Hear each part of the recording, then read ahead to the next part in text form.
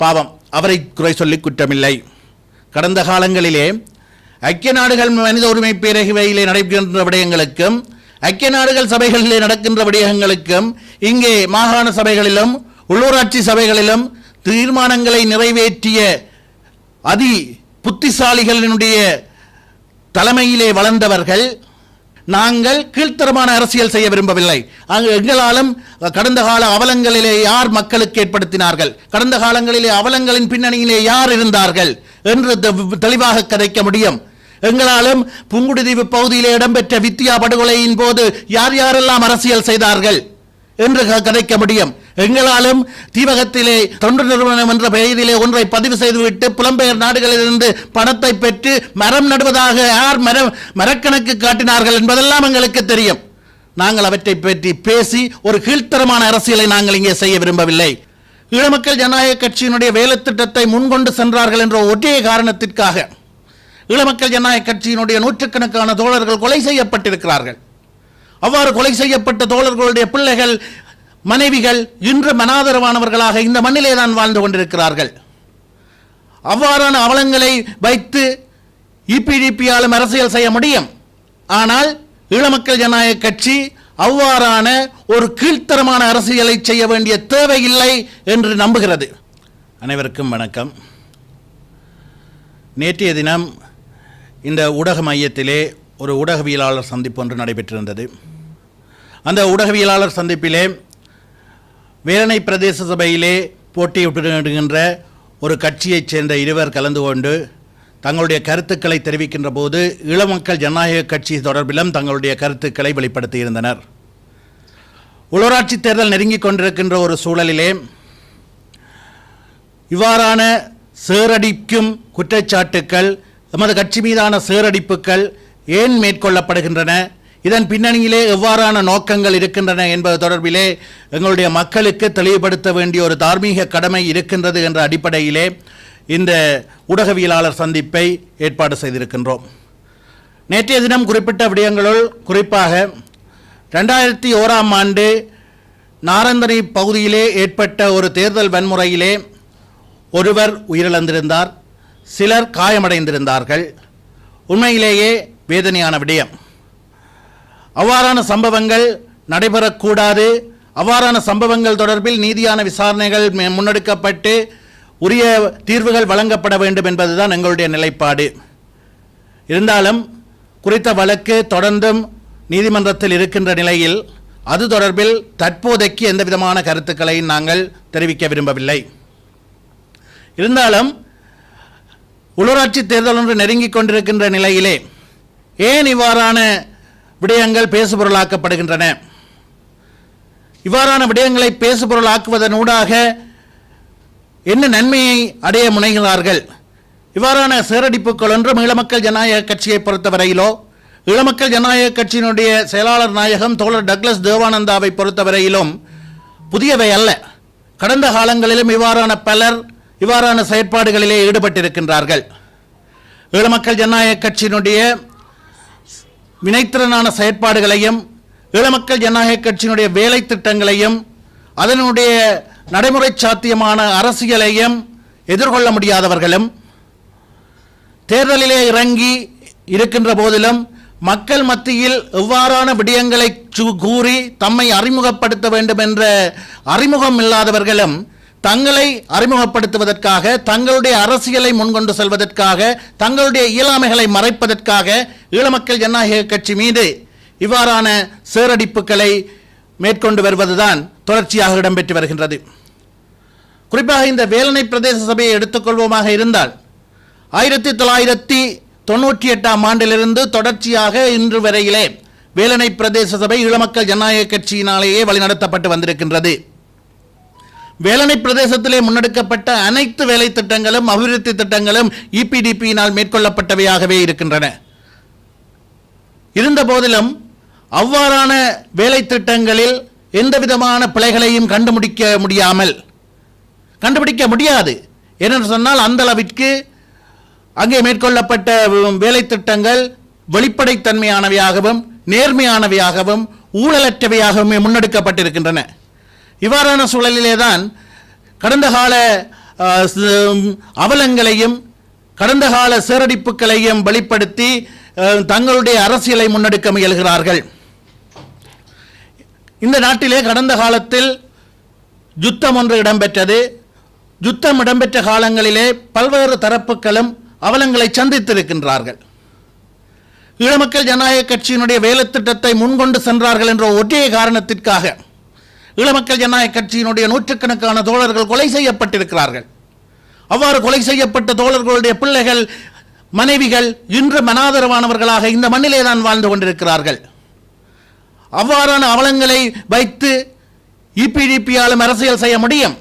ஆனால் ஈழமக்கள் ஜனநாயக கட்சி அவ்வாறான ஒரு கீழ்த்தரமான அரசியலை செய்ய வேண்டிய தேவையில்லை என்று நம்புகிறது. ஈழமக்கள் ஜனநாயக கட்சியினால் முன்னெடுக்கப்பட்ட அன்றாட பிரச்சனைகள் தொடர்பான தீர்வு, அபிவிருத்தி தொடர்பான வேலை திட்டங்கள், அரசியல் தீர்வு தொடர்பிலே ஒரு நடைமுறை சாத்தியமான அணுகுமுறை, இவையெல்லாம் ஈழமக்கள் ஜனநாயக கட்சியை தொடர்ந்தும் மக்கள் மத்தியில் பிடிமானத்தோடு இருக்க செய்து கொண்டிருக்கின்றது. எனவே கீழ்த்தரமான அல்லது ஏனையவர்களுடைய அவலங்களில் அரசியல் செய்து மக்கள் மத்தியில் எங்களை அறிமுகப்படுத்தி அனுதாபம் தேட வேண்டிய தேவை இபிடிபிக்கு இல்லை.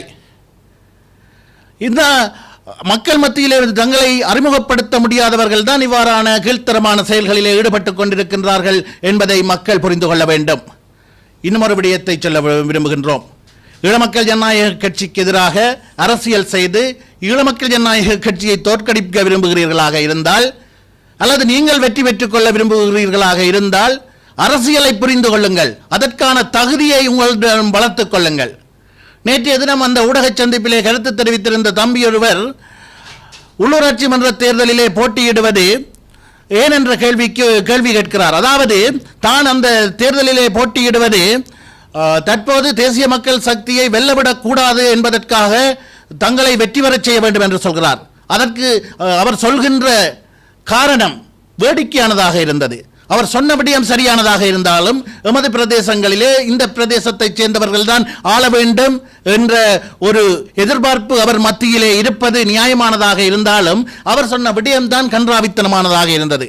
அதாவது அவர் சொல்கிறார், ஏற்கனவே ஜனாதிபதி தேசிய மக்கள் சக்தியை சார்ந்தவராக இருக்கின்றார், நாடாளுமன்றம் தேசிய மக்கள் சக்தியிடம் இருக்கிறது. இவ்வாறான பின்னணியிலே உள்ளூராட்சி சபைகளும் தேசிய மக்கள் சக்தியிடம் சென்றால் நாடாளுமன்றத்திலும் ஜனாதிபதியினாலும் முன்னெடுக்கப்படுகின்ற வேலை திட்டங்களை சுட்டிக்காட்டுவதற்கு அல்லது அவற்றை எதிர்ப்பதற்கான ஒரு பொது தளம் இல்லாமல் போய்விடுமாம். அந்த சகோதரர் நினைத்துக் கொண்டிருக்கிறார், நாடாளுமன்றத்தில் மேற்கொள்ளப்படுகின்ற தீர்மானங்களும் ஜனாதிபதியினுடைய நிறைவேற்று அதிகாரத்தினுடைய அடிப்படையிலே முன்னெடுக்கப்படுகின்ற வேலை திட்டங்களையும் உள்ளூராட்சி சபைகளிலே பிரஸ்தாபிப்பதன் ஊடாக அவற்றை சுட்டிக்காட்டுவதன் ஊடாக தடுத்து நிறுத்த முடியும் என்ற அரசியல் புரிதலோடு தான் அவர் தேர்தலிலே எதிர்கொள்கின்றார். பாவம், அவரை குறை சொல்லி குற்றமில்லை. கடந்த காலங்களிலே ஐக்கிய நாடுகள் மனித உரிமை பேரவையிலே நடைபெறுகின்ற விடயங்களுக்கும் ஐக்கிய நாடுகள் சபைகளிலே நடக்கின்ற விடயங்களுக்கும் இங்கே மாகாண சபைகளிலும் உள்ளூராட்சி சபைகளிலும் தீர்மானங்களை நிறைவேற்றிய அதி புத்திசாலிகளினுடைய தலைமையிலே வளர்ந்தவர்கள் இப்போதும் கடந்த காலங்களிலே மாகாண சபை தேர்தல் நடைபெறுகின்ற போது மாகாண சபை அமைச்சர் டக்ளஸ் தேவானந்தாவினுடைய கரங்களுக்கு சென்றுமாக இருந்தால், அமைச்சர் டக்ளஸ் தேவானந்தனுடைய கரங்களுக்கு செல்லுமாக இருந்தால் மாகாண சபையிலே குறிப்பிடத்தக்க அளவு அதிகாரங்கள் இருக்கின்றது என்பதை அவர் வெளிப்படுத்தி விடுவார். எனவே அவரை தோற்கடித்து மாகாண சபைகளிலே எதுவுமே இல்லை என்ற ஒரு செய்தியை வெளிப்படுத்த வேண்டும் என்ற காரணத்திற்காகவே மாகாண சபை தேர்தலில் போட்டியிடுவதாக சொல்லி போட்டியிட்டவர்களுடைய முதுகில் தற்போது ஏறி அவர்களுடைய சைக்கிளில் ஏறி சவாரி விட்டுக் கொண்டிருக்கின்ற அந்த தம்பி இவ்வாறு ஒரு தவறான புரிதலோடு இருப்பது ஆச்சரியப்படுவதற்கில்லை. ஆனால் இது தொடர்பிலே மக்கள் தெளிவடைய வேண்டும். அதேபோன்று இவ்வாறான ஊடக சந்திப்புகள் தொடர்ச்சியாக கடந்த காலங்களைப் போன்று இன்னும் நடைபெறக்கூடும். அவ்வாறானவர்களுக்கு ஒரு விடயத்தை சொல்கின்றோம். ஈழமக்கள் ஜனநாயக கட்சி வெளிப்படையாக இருக்கிறது, நேர்மையாக செயற்படுகிறது. அது தொடர்பிலே முன்னெடுக்கப்படுகின்ற குற்றச்சாட்டுக்களை எதிர்கொள்வதற்கும் அவற்றை மக்கள் மத்தியிலே தெளிவுபடுத்துவதற்கும் நாங்கள் தயாராகவே இருக்கின்றோம். ஆனால் நாங்கள் கீழ்த்தரமான அரசியல் செய்ய விரும்பவில்லை. எங்களாலும் கடந்த கால அவலங்களிலே யார் மக்களுக்கு ஏற்படுத்தினார்கள், கடந்த காலங்களிலே அவலங்களின் பின்னணியிலே யார் இருந்தார்கள் என்று தெளிவாக கதைக்க முடியும். எங்களாலும் புங்குடுதீவு பகுதியிலே இடம்பெற்ற வித்தியா படுகொலையின் போது யார் யாரெல்லாம் அரசியல் செய்தார்கள் என்று கதைக்க முடியும்.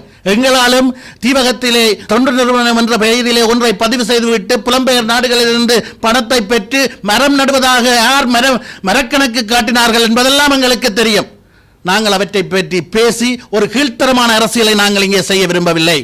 எனவே அன்பான மக்களே, தயவு செய்து புரிந்து கொள்ளுங்கள். இவ்வாறான காலகட்டங்களிலே வெளிவருகின்ற கருத்துக்கள் என்பது ஈழமக்கள் ஜனநாயக கட்சிக்கு எதிராக வெளிவருகின்ற கருத்துக்கள் என்பது அவரவர்கள் தங்களுடைய இளமைகளை மறைப்பதற்காகவும் தங்களுடைய அரசியல் அறிமுகத்தை பெற்றுக்கொள்வதற்காக முன்வைக்கிறார்களே தவிர ஈழமக்கள் ஜனநாயக கட்சி மக்கள் நலன் சார்ந்த திட்டங்களிலே தெளிவாக இருக்கிறது. அவர்கள் முன்வைக்கின்ற கருத்துக்கள் எவையும் ஈழமக்கள் ஜனநாயக கட்சியினால் முன்னெடுக்கப்பட்ட மக்கள் நலன் சார்ந்த வேலை திட்டங்களை கேள்விக்கு உட்படுத்துவதாக இல்லை என்பதை புரிந்து கொள்ளுங்கள். மக்கள் நலன் சார்ந்த வேலை திட்டங்கள், மக்கள் நலன் சார்ந்த அபிவிருத்தி திட்டங்கள் தொடர்பிலே ஈழமக்கள் ஜனநாயக கட்சியை யாரும் தொட்டுக்கூட பார்க்க முடியாது. அந்த அளவிற்கு வெளிப்படைத்தன்மையானதாகவும் நேர்மையானதாகவும் எங்களுடைய செயலாளர் நாயகம் டக்ளஸ் தேவானந்தா அவர்களால் முன்னெடுக்கப்பட்டிருக்கின்றது என்பதை மனதில் நிறுத்தி எதிர்வரும் உள்ளூராட்சி மன்ற தேர்தலிலே ஆளுமை உள்ள தரப்பாக தங்களை அடையாளப்படுத்தி இருக்கின்ற உள்ளூராட்சி கட்டமைப்புகளை செயற்படுத்தும் ஒரு அனுபவம் உள்ள தரப்பாக தங்களை வெளிப்படுத்தி இருக்கின்ற ஈழமக்கள் ஜனநாயக கட்சியினருக்கு உங்களுடைய வாக்குகளை அளித்து அவர்களை பலப்படுத்த வேண்டும் என்ற ஒரு வேண்டுகோளை விடுத்துக் கொள்கின்றோம். நன்றி.